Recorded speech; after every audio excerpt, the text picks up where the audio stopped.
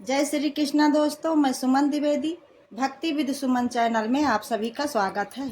दोस्तों, आज की वीडियो में मैं आप लोगों के साथ शेयर करूंगी कि 2025 में आषाढ़ मास के शुक्ल पक्ष में पड़ने वाली एकादश शुक्ल पक्ष में पड़ने वाली गुप्त नवरात्रि की शुरुआत कब से हो रही है, कलश स्थापना किस दिन करना है, नवरात्रि की समाप्ति कब हो रही है, कलश स्थापना का शुभ मुहूर्त कौन कौन सा है, ये सारी चीज़ें आज मैं इस वीडियो में आप लोगों के साथ शेयर करूंगी।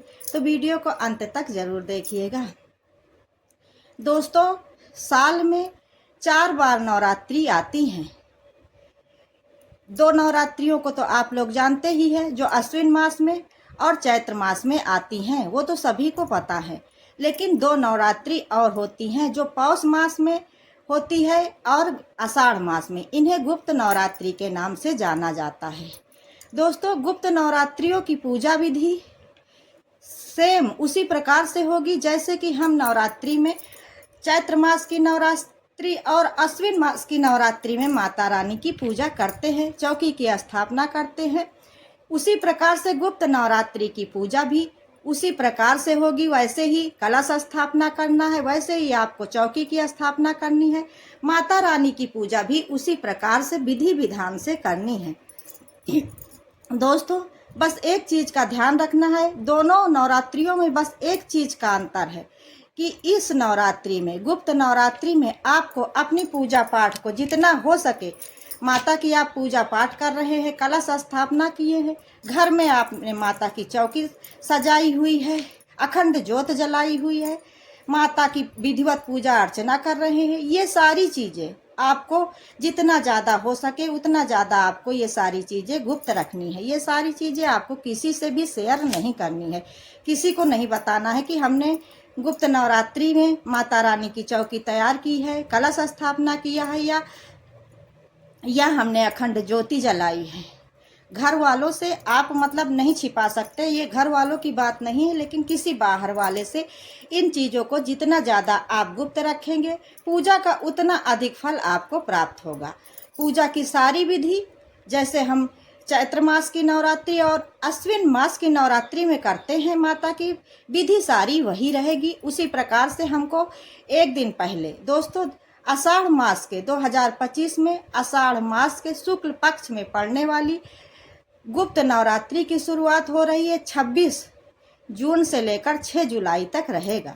दोस्तों, 26 जून को जो घट स्थापना का पहला शुभ मुहूर्त है वो है सुबह 5:56 से सुबह 6:58 तक रहेगा। सुबह 5:56 से सुबह 6:58 तक कलश स्थापना का, माता की चौकी की स्थापना का पहला शुभ मुहूर्त रहेगा। इस शुभ मुहूर्त में आपको माता की घट स्थापना कर लेनी है, माता की चौकी की स्थापना कर लेना है। लेकिन ये थोड़ा जल्दी का सुबह जल्दी का शुभ मुहूर्त है। यदि आप किसी कारणवश पूरी तैयारी नहीं कर पा रहे हैं, इस पहले शुभ मुहूर्त में आप घट स्थापना नहीं कर पा रहे हैं, माता की चौकी नहीं तैयार कर पा रहे हैं, तो घबराने की कोई बात नहीं है। दूसरा भी शुभ मुहूर्त है, अभिजीत मुहूर्त, जो कि सुबह 11:53 से दोपहर 12:53 तक है। 26 जून को आप इस दूसरे शुभ मुहूर्त में भी घट स्थापना कर सकते हैं, जो कि दोपहर को 11:53 से दोपहर 12:53 तक है। आप यदि किसी कारणवश पहले शुभ मुहूर्त में घट स्थापना नहीं कर पा रहे हैं, तो आप दूसरे शुभ मुहूर्त में भी घट स्थापना कर सकती हैं। इसमें कोई चिंता या घबराने वाली बात नहीं है। उसी तरह से आप माता की चौकी तैयार करेंगी, पहले एक दिन पहले ही घर की साफ सफाई कर लेंगी, पूजा घर की साफ सफाई कर लीजिए। जहाँ पर आपको माता की चौकी स्थापना करना है, ईशान कोण हो या तो उत्तर पूर्व दिशा हो, गलती से भी दक्षिण दिशा में माता की चौकी स्थापना नहीं करना है। पहले से वहाँ साफ सफाई कर लीजिए जहाँ पर आपको माता की चौकी की स्थापना करनी है। फिर उसके बाद गंगा जल छिड़क कर चौकी की स्थापना करिए, उस पर लाल कपड़ा बिछाइए। सबसे पहले सर्वप्रथम गौरी गणेश की स्थापना कीजिए, फिर माता की स्थापना करके विधिवत उनकी पूजा अर्चना कीजिए और उनके मंत्रों का जाप करें, माता की स्तुति पढ़े, चालीसा पढ़े, विधिवत उनकी पूजा अर्चना करें। माता शक्ति का स्वरूप होती हैं और भोलेनाथ की शक्ति है माता दुर्गा।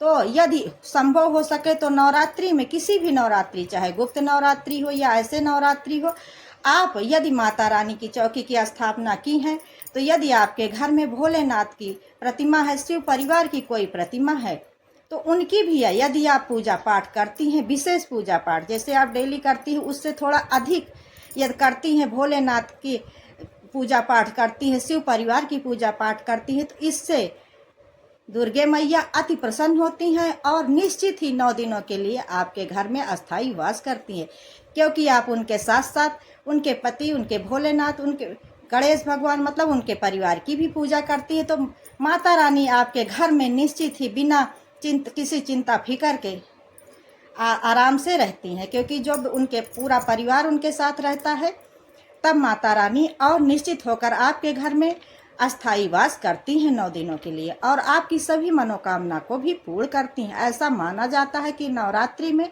माता रानी की पूजा करते तो करना ही चाहिए। संभव हो तो यदि आपके पास समय है तो भोलेनाथ की पूजा, शिव परिवार की पूजा भी आपको निश्चित ही करनी चाहिए। इस बात का भी आपको ध्यान देना है।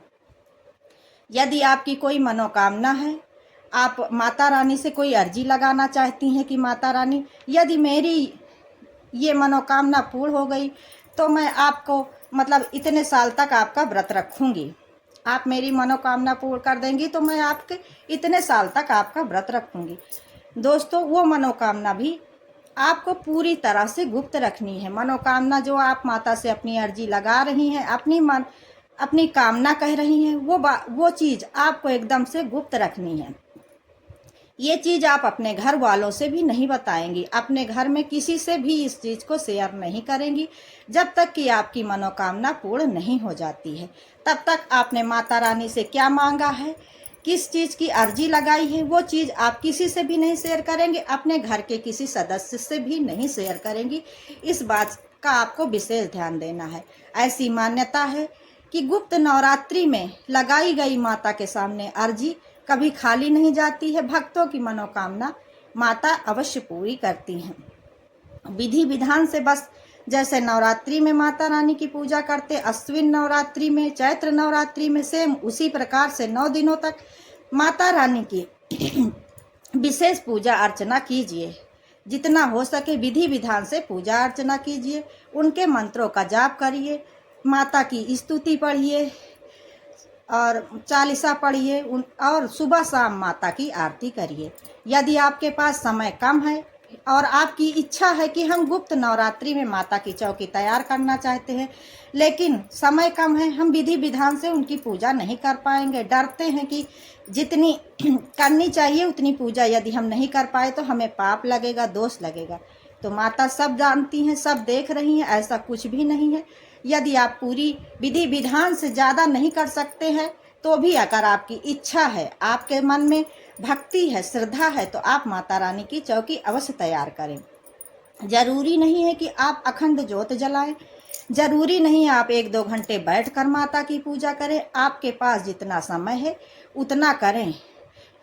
यदि आपको ज़्यादा समय नहीं है, यदि आपको ज़्यादा टाइम नहीं है, तो आप चौकी तैयार कर लीजिए, माता रानी की स्थापना कर लीजिए, सुबह शाम दीपक जलाइए, माता रानी की आरती करें, उनको भोग लगाएं। यदि आपके पास ज़्यादा समय नहीं है तो आप यदि इतना कर सकते हैं कि रोज़ सुबह माता रानी को भोग लगा के, उनको मतलब जल छिड़क के, स्नान करा के, फूल चढ़ा के, भोग लगा के, अक्षत वगैरह चढ़ा के दीपक प्रज्वलित करें सबसे पहले, फिर ये सारे कार्य करें, धूप दिखाएं और समय है तो उनके मंत्रों का जाप करें, चालीसा करें, नहीं है तो ये मत करें, लेकिन आरती अवश्य करें। यदि आपने माता की चौकी तैयार की है तो आपको जो है सुबह शाम आरती और भोग, ये दोनों चीज़ आपको अवश्य करना है। यदि आप इतना भी नहीं कर सकते हैं तो फिर आपको माता की चौकी तैयार नहीं करना चाहिए। जैसे है, जैसे आप माता के आपके घर में मंदिर में रखी है माता रानी की तस्वीर, या माता रानी तो होंगी ही, सभी के घर में रहती, वैसे ही आप अपने सुविधा के अनुसार दीपक प्रज्वलित कर दीजिए। समय नहीं है कि आप आरती कर सकते हैं, दीपक प्रज्वलित करके दोनों समय भोग लगा सकते हैं, तो फिर अलग से चौकी, अलग से स्थापना मत कीजिए।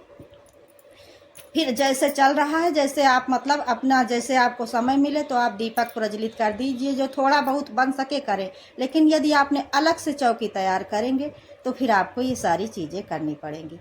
बाकी जो भक्त माता रानी का पहली बार व्रत रख सोच रहे हैं कि पहली बार व्रत रखें, वो अपना रख सकते हैं।